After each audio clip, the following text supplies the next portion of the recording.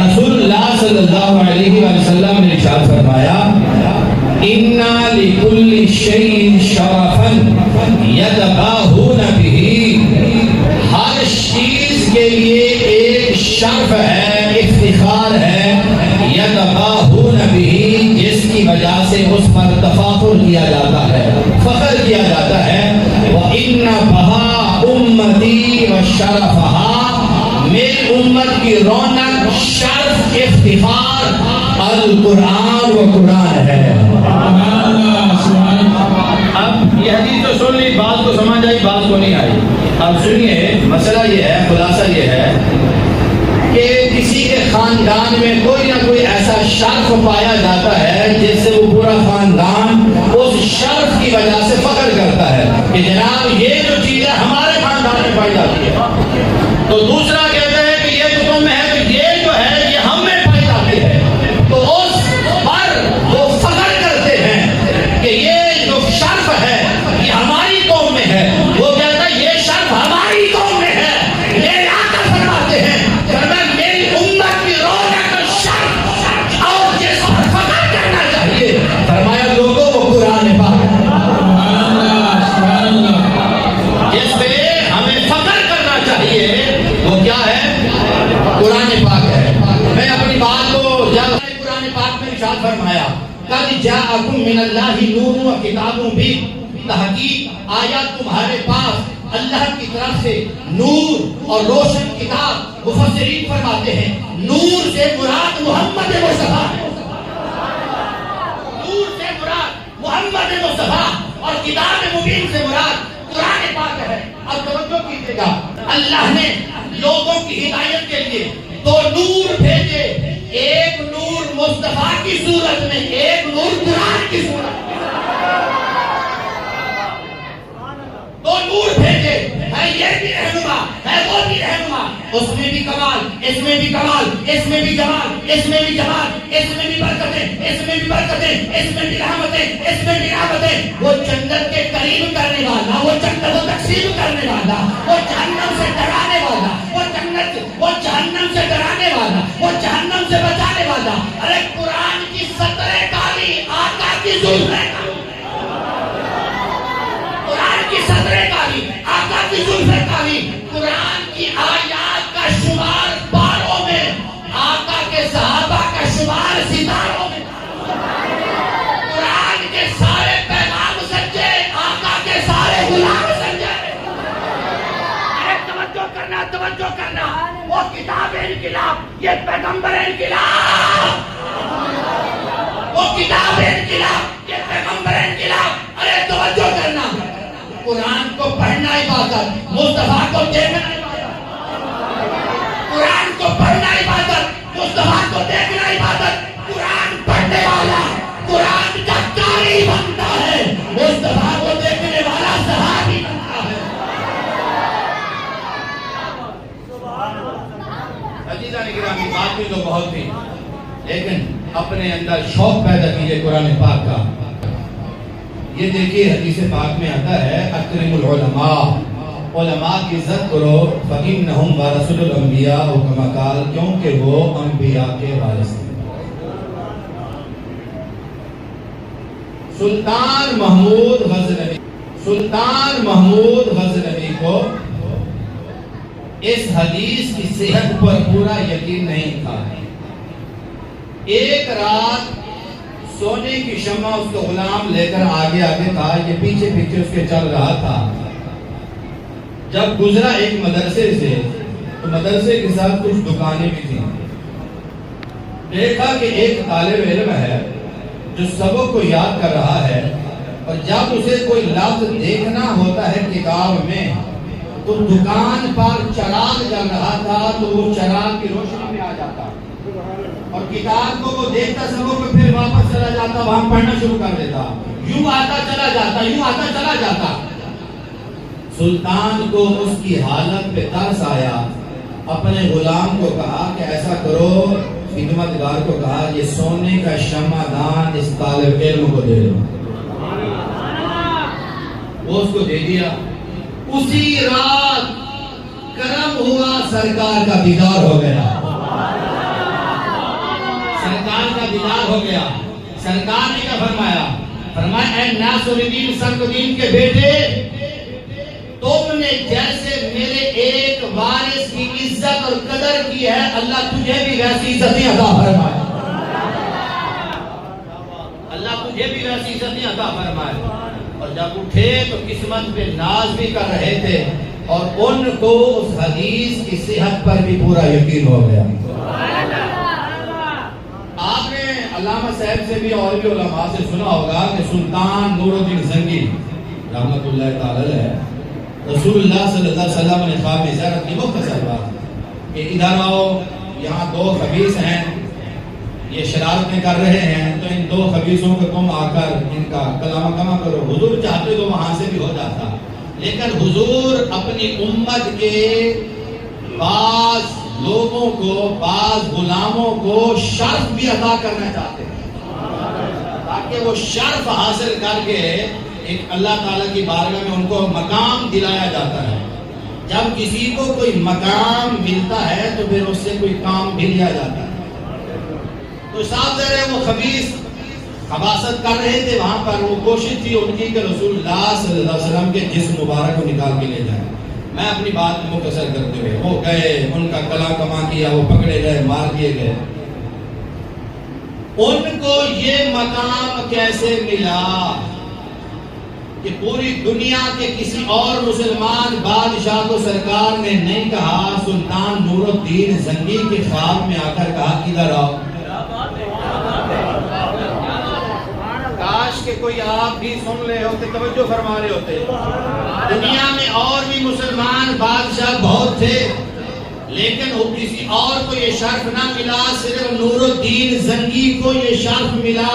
حضور کی زیارت بھی ہوئی اور فرمایا ادھر آؤ اور ان دو خبیثوں کا کام کر جاؤ، ان کو جو ہے ان کا کلا کما کیا جائے. تو وہاں گئے، ان کو کلا کما ہوا.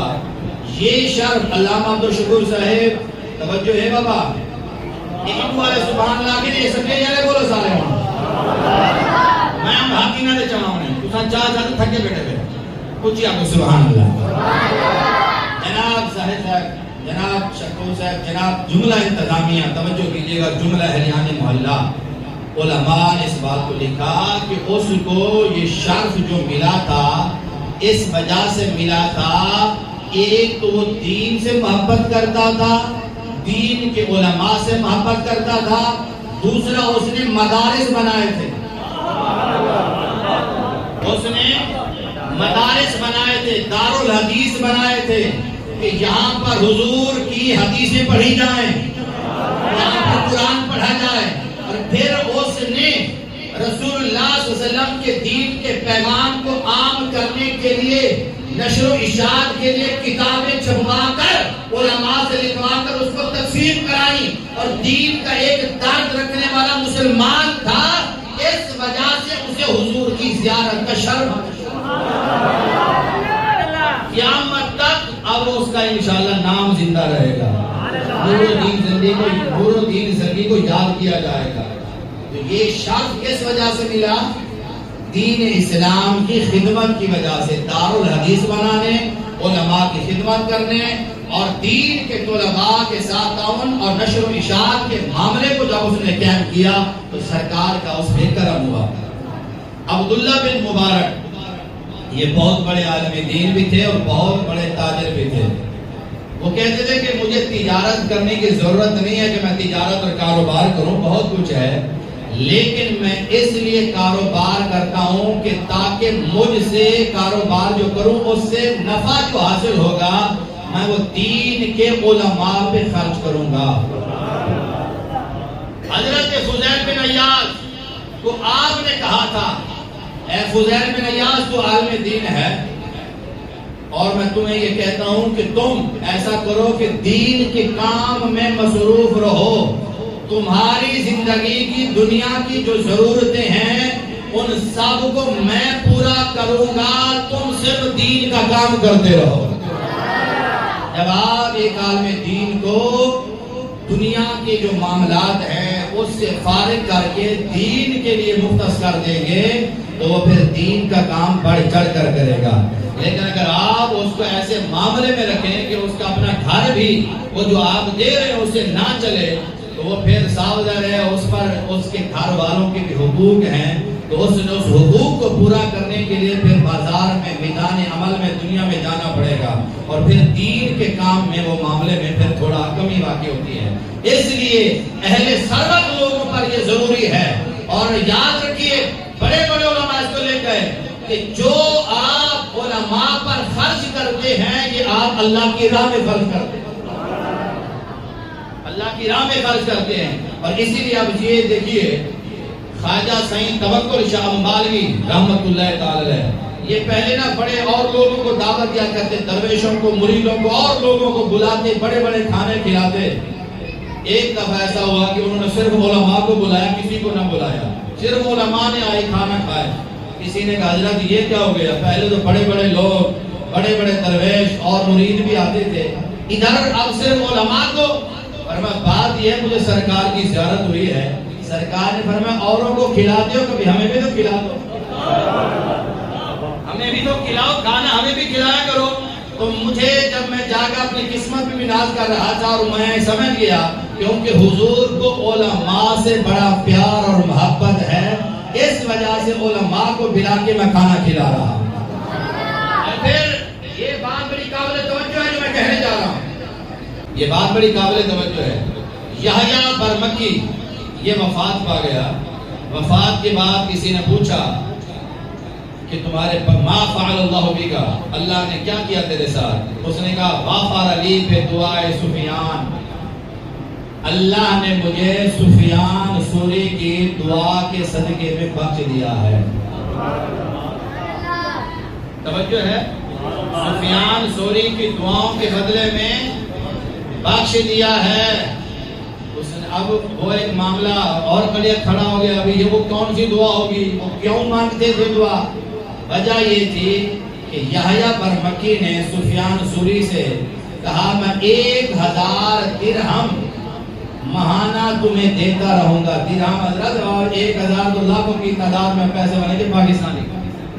وہ کہتے تھے 1000 درہم ماہانہ میں تجھے دیتا رہوں گا, تو نے کسی اور معاملے میں نہیں پڑھنا, تو صرف دین کا کام کرتا رہے, یہ دنیا کے کاموں میں نہ پڑے. ان کے سارے گھر کے نظام چلتا رہا تو وہ رات کو سجدے میں جا کر دعا مانگتے تھے سفیان ثوری کہ اے مالک یحییٰ برمکی نے مجھے دنیا کے معاملے میں بے فکر کر دیا ہے, اس کی آخرت کو اچھا کر دے,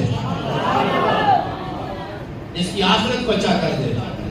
اور پھر باتیں بہت ہیں, اسی کا مختصر خلاصہ یہ ہے کہ حضور کی بارگاہ میں ایک صاحب آئے, 2 بھائی تھے حضور کے زمانے میں, ایک حضور کے پاس پڑھتا تھا اور ایک کام کرتا تھا. ایک بھائی آگے حضور کی, حضور میں کام کرتا ہوں, یہ جو ہے یہی پڑھا رہتا ہے آپ کے پاس, علم دین سیکھتا رہتا ہے, میں محنت مزدوری کرتا ہوں. حضور نے کیا فرمایا, لعلک ترزق بہ او کما قال, حضور نے فرمایا کہ شاید تجھے جو رزق مل رہا ہے وہ اسی کی وجہ سے مل رہا ہے. تو یاد رکھ لیں یہ دین کے طلباء اور بالخصوص جو علماء ہیں, جو آپ کے بالخصوص مسجد کے امام ہیں. حضرت آج ایک ویڈیو آئی اور اس کو میں نے اپلوڈ بھی کیا ہے, شعیب بھائی آپ بھی توجہ کیجئے گا, سیالکوٹ کی ہے. اور اب یہ جو کلخانی کرتے ہیں نا بعض لوگ, تو وہاں پر رانا محمد اعظم محمد انور عالمہ, ان کو نام بھی لکھے ہوئے ہیں, انہوں نے اپنے والد کے ایصال ثواب کے لیے اپنے امام مسجد کو سائیکل موٹر خرید کے دے دی. حضرت یہ سائیکل موٹر آپ چلیں, آپ کی ضروریات میں کام آئے گا, اس کا ثواب ہمارے ابا کو ملتا رہے گا. تو یہ سائیکل موٹر یہ چیز کیا, یہ ضرورت نہیں امام کی. غزالی اس بات کو لکھتے ہیں کہ کل قیامت کا دن ہوگا, اپنے بچوں کو حافظ قرآن بھی بنائیں اور ساتھ ساتھ عالم دین بھی بنائیں, عالم دین بھی بنائیں, کیونکہ حافظ قرآن تو 10 بندوں کی شفاعت کرے گا. حدیث پاک میں جو آتا ہے کتنے بچے بندوں کی, 10 بندوں کی شفاعت کرے گا. وہ کون سے ہوں گے, کلہم قد وجبت لہ النار, وہ 10 بندے ہوں گے جن پر سب کے سب پر جہنم واجب ہو چکی ہوگی. حافظ قرآن کہتا جائے گا، اللہ اس کے کہنے پر ان کو بخشتا چلا جائے گا۔ یہ حافظ قرآن کی عظمت کی شان ہوگی، وہاں اس کو پروٹوکول دیا جائے گا۔ لیکن عالم دین کو جو پروٹوکول ہوگا وہ یہ ہوگا، پر صراط تجھے کھڑا کر دیا جائے گا، ٹھہر جا، رک جا، جس سے بھی تجھے محبت ہے تو شفاعت کر، تیری شفاعت قبول کی جائے۔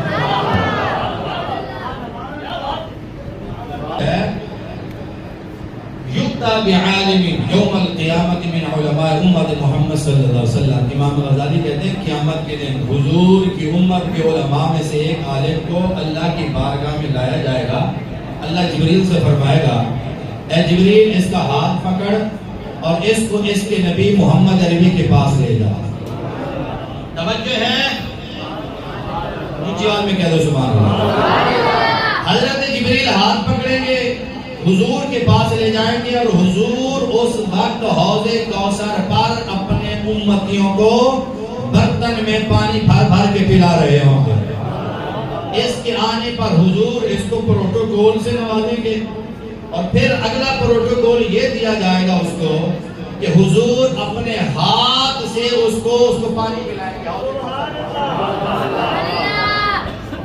اب یہاں پر لوگ یہ منظر دیکھیں گے کہ حضور ہمیں تو پانی جو ہے وہ اپنا برتن سے پلا رہے ہیں، اور حضور اس کو ہاتھوں سے پلا رہے ہیں۔ عرض کریں گے یا رسول اللہ، تسقینا بالآنیہ وتسقی العالم بکفک۔ حضور آپ ہمیں تو برتن سے پانی پلا رہے ہیں، اور اس کو آپ اپنے ہاتھوں سے پانی پلا رہے ہیں۔ حضور فرمائیں گے نعم، ہاں، کیوں؟ اب سنیے وجہ۔ حضور جو فرمائیں گے، جس کا خلاصہ بتا رہا ہوں، حضور نے فرمایا بات یہ ہے لِأَنَّ النَّاسَ كَانُوا مُشْتَغِلِينَ فِي الدُّنْيَا بِالتِّجَارَاتِ وَالْعَالِمُونَ مُشْتَغِلُونَ فِي الْعِلْمِ وَكَمَا قَالَ۔ میرے آقا فرماتے ہیں، فرمایا لوگ دنیا میں کاروبار کر کے اپنا پیسہ بڑھاتے رہے، یہ میرا علم پڑھ کے علم کو پھیلاتا رہا ہے۔ یہ خلاصہ آپ کو بتایا ہے، تو یہ علم پڑھانے والوں اپنی قسمت پہ ناز کرو۔ دنیا کی یہ وقتی پریشانیاں ہیں، یہ بھی دور ہو جائیں گی۔ یاد رکھو، علماء کی قدر کرو، ان کی عزت کرو، حسب توفیق جتنا ہو ایسا کام کیجئے۔ یاد رکھیے، اگر آپ اپنے بچے کو عالم نہیں بنا سکتے، جو عالم بن گیا ہے اسے اپنا بچہ سمجھ کر اس کو پروٹوکول دو تاکہ وہ دین کا کام کرے، وہ تمہارے لیے صدقہ جاریہ بن جائے گا۔ وآخر دعوانا ان الحمدللہ۔